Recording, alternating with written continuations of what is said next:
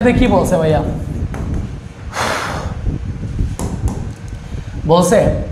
আচ্ছা এটা তো ট্রান্সফরমার বুঝতেছো আচ্ছা উক্ত যন্ত্রটির সাথে 12.5 কিলোওয়াটের তড়িৎ মোটর সংযুক্ত করে দেওয়া আছে আউটপুটে তড়িৎ বিভব নির্ণয় করো আউটপুটে তড়িৎ বিভব মানে কি এটা হচ্ছে মুখ্য কুণ্ডলী এবং এটা গৌণ কুণ্ডলী আমরা জানি সো আউটপুটে তড়িৎ বিভব মানে গৌণ কুণ্ডলীর বিভব কত এটা বের করতে বলছে সো আমরা জানি এইগুলার সূত্র কি একটাই সূত্র যে ভাইয়া NP/NS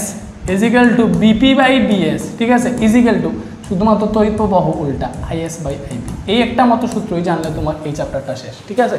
NP/NS equal to BP/BS equal to IS/IP so যেহেতু আমাদেরকে কি বের করতে বলছে BS আউটপুটে মানে গৌণ কুণ্ডলীর তড়িৎ বিভব BS বের করতে বলছে এখানে কি কি দেওয়া আছে দেখো NP এবং NS দেওয়া আছে তাইলে আমরা লিখবো আমরা জানি হচ্ছে BS/BP ইজিক্যাল টু NS/NP ঠিক আছে যেহেতু এই দুটো তো মানে কি বলে সমানুপাতিক যেহেতু সমানুপাতিক এই জন্য হচ্ছে এইভাবে লিখবো মানে BS উপরে দিলে NS উপরে ঠিক আছে তো এখান থেকে তুমি ইজিলি বের করতে পারবে BS ইজিক্যাল টু NS/NP এখানে আছে এবং BP যেটা আছে এটা এখানে গুণ হয়ে আসলো ঠিক আছে তো এইবার তুমি এখানে জাস্ট মান বসাও এখানে মান বসাও বুঝতেছো কোনটার মান কত এগুলো তো তুমি জানোই তো দেখো এখান থেকে তোমার BS ইজিক্যাল টু হবে NS/NP সো NS কত মেবি 6000 এইগুলা যে এখানে কোয়েশ্চেন বুঝেই যাইতেছে না বুঝছো দেখি ক্যামেরায় আবার বোঝা যায় সরাসরি দেখলে গুলা মনে হয় 300 আর 6000 নাকি আল্লাহই জানে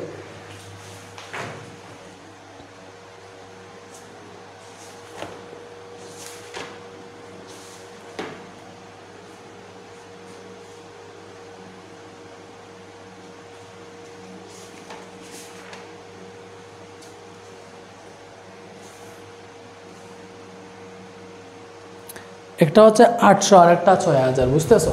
আচ্ছা ভাই এগুলো লিখে দেই ঠিক আছে এটা হচ্ছে 800 এবং এটা হচ্ছে 6000 বুঝতেছো এটা হচ্ছে NP এবং এটা হচ্ছে NS ওকে সো আমাদের সূত্র কি ভাইয়া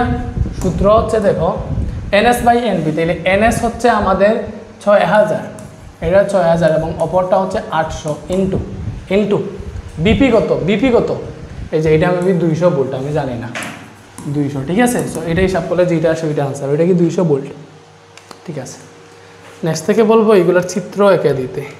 কোয়েশ্চেন তুলে ওকে এটা আসতেছে দেখো 1500 ভোল্ট সো এটাই আনসার আউটপুটে তড়িৎ বিভব বের করে ফেললাম গ নাম্বারে কি বলছে দেখো যে তড়িৎ মোটরটি কার্যকর হবে কিনা গাণিতিকভাবে বিশ্লেষণ করো সো উক্ত যন্ত্রটির সাহায্যে 12.5 কিলোওয়াটের একটা তড়িৎ মোটর সংযুক্ত করা হয়েছে তড়িৎ মোটর কোনটাতে সংযুক্ত করা হয় ভাইয়া মনে রাখবা তড়িৎ মোটর এগুলো সংযুক্ত করা হয় তোমার হচ্ছে গৌণ কুণ্ডলীতে সো আমরা গৌণ কুণ্ডলীর ক্ষমতা কত এক্স্যাক্টলি এটা বের করবো সো আমরা গৌণ ক্ষমতা মানে কি ভাইয়া ক্ষমতা P equal to B into I ঠিক আছে সো মুখ্য কুণ্ডলী হলে BP ইন্টু IP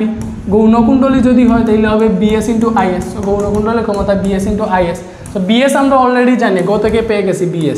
BS পেয়ে গেছি 1500 ভোল্ট ঠিক আছে এইবার IS বের করতে হবে IS মনে করো আমরা জানি না সো IS আমরা কেমনে বের করতে পারবো লিখতে পারবো IS/IP ইজিক্যাল টু NP/NS দেখো এখানে উল্টা লিখছি কজ ভাই আগেই দেখাইছি যে তড়িৎ প্রবাহের সাথে এগুলা ব্যস্তানুপাতিক ঠিক আছে সো IS উপরে হইলে NP উপরে হবে সো এখান থেকে দেখো তুমি পাবা IS সমান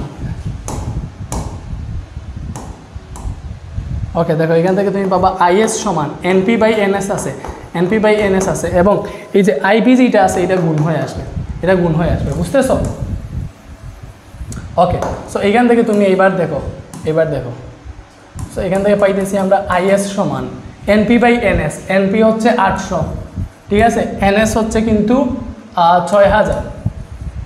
এবং IP কত IP 60 এম্পিয়ার ঠিক আছে ওই যে ওইখানে 60 এম্পিয়ার সো এটা তুমি হিসাব করো যদিও আর কি মনে করো এইগুলাতে মুখ্য কুণ্ডলীর ক্ষমতা যেটা গৌণ কুণ্ডলীর ক্ষমতা সমান বের হয় তো তুমি চাইলে শুধু মুখ্য কুণ্ডলীর ক্ষমতা বের করে ফেলতে পারো এবং বলতে পারো অথবা গৌণ কুণ্ডলীর ক্ষমতাও সেম হবে দেন হচ্ছে কন্টিনিউ করতে পারো বুঝছো আর এইভাবে মনে করো যদি ওইভাবে বেশি সহজ হয় যে একটু ডিটেলসে করো তাইলে হচ্ছে টিচারে দেখতে ভালো লাগবে তুমি সরাসরি গৌণ কুণ্ডলীর ক্ষমতা বের করিও ঠিক আছে সো 800 ডিভাইডেড বাই 6000 ইন্টু 60 এটা কিন্তু আসতেছে ভাইয়া আসতেছে 8 এম্পিয়ার অতএব গৌণ কুণ্ডলীর ক্ষমতা বের করো গৌণকুণ্ডলীর ক্ষমতা বের করে যদি দেখো এটা থেকে বেশি বের হয়েছে, তার মানে এই তড়িৎ মোটরটা কার্যকর হবে। যদি এই তড়িৎ মোটরের ক্ষমতা দেখে গৌণকুণ্ডলীর ক্ষমতা কম হয়, তাহলে তো এই মোটর কার্যকর হবে না। সো বের করো গৌণকুণ্ডলীর ক্ষমতা, ঠিক আছে, হ্যাঁ, পিএস মনে করো এটা, BS into is. Okay, so BS কত, 1500 ইন্টু 8, এটা হিসাব করলে আসতেছে 12,000 ওয়াট। সো এখানে কিলোওয়াটে দেওয়া আছে, সো কিলোওয়াটে নেওয়া মানে কি এটাকে 1000 দিয়ে ভাগ দেওয়া, 1000 দিয়ে ভাগ দিলে হবে 12 কিলোওয়াট। তো কত আসতেছে, 12 কিলোওয়াট আসতেছে। গৌণকুণ্ডলের ক্ষমতা আসতেছে 12 কিলোওয়াট, বাট এখানে যে মোটর লাগাইছে এই মোটর হচ্ছে 12.5 কিলোওয়াট। তাহলে এই 12.5 কিলোওয়াটের মোটর তো চলবে না, গৌণকুণ্ডলের ক্ষমতা কম। তো লিখবা যেহেতু মানে হচ্ছে ওই যে পিএস যেটা, এটা হচ্ছে আমাদের 12.5 কিলোওয়াটের চেয়ে কম, মানে মোটরের যে ক্ষমতা আছে এটা থেকে কম, তাহলে তো মোটরটা কার্যকর হবে না, মোটর কার্যকর হবে না। ঠিক আছে, এগুলো তোমরা লিখতে পারবা, বুঝতেছো? এইটাই হচ্ছে আনসার, এবং এইভাবেই হচ্ছে আমাদের আজকের ক্লাসটা সম্পূর্ণ হলো আই থিঙ্ক। ঠিক আছে, আসসালামু আলাইকুম সবাইকে। সো এসএসসি 25 ব্যাচের স্টুডেন্ট যারা আছো, তোমরা যারা ফিজিক্স, কেমিস্ট্রি, ম্যাথ, ম্যাথ এই 4টা সাবজেক্ট যদি মাত্র 3 মাসে সম্পূর্ণ সিলেবাস কমপ্লিট করতে চাও, মানে তোমার প্রস্তুতি একদম 100তে 100 নিশ্চিত করতে চাও, মানে বেসিক, সিকিউ, এমসিকিউ সহ যা যা প্রয়োজন সবগুলা কিন্তু এই কোর্সগুলোতে অ্যাভেলেবেল আছে। ঠিক আছে, বা একদম বেসিক থেকে পড়াইছি। সো যাদের মনে করো 3 মাসে A to Z শেষ করতে চাও, আমাদের এই কোর্সগুলো আছে, এই কোর্সগুলোতে ভর্তি হতে পারো। আমাদের ফিজিক্স, কেমিস্ট্রি, ম্যাথ, ম্যাথ 4টা কোর্সই আছে। ঠিক আছে, সো এইগুলার ডেমো ক্লাস দেখতে পারবা ভাই, হচ্ছে 2-1টা চ্যাপ্টার পাবলিক করে দিছি। ঠিক আছে, তুমি জাস্ট আমাদের এখানে যে হোয়াটসঅ্যাপ নাম্বারটা দেওয়া আছে, এই হোয়াটসঅ্যাপ নাম্বারে যদি মেসেজ দাও, ঠিক আছে, এই যে এটাতে মেসেজ দিলে অ্যাডমিন তোমাকে ডেমো ক্লাসের লিঙ্ক দিবে। তুমি জাস্ট বইলো এই হোয়াটসঅ্যাপে মেসেজ দিয়ে যে ভাইয়া আমি হচ্ছে ডেমো ক্লাস দেখতে চাই, এই কোর্সের অ্যাডমিন তোমাকে ডেমো ক্লাস দিবে। ডেমো ক্লাস দেখে যদি তোমার মনে হয় যে এই ক্লাসগুলো করলে তোমার প্রস্তুতি একদম 100তে 100 নিশ্চিত হবে, ঠিক আছে, 100তে 100 নিশ্চিত হবে, তাহলে তুমি আমাদের কোর্সগুলো কিনতে পারো। সো হোয়াটসঅ্যাপে মেসেজ দিও। ভালো থাকো, আল্লাহ হাফেজ।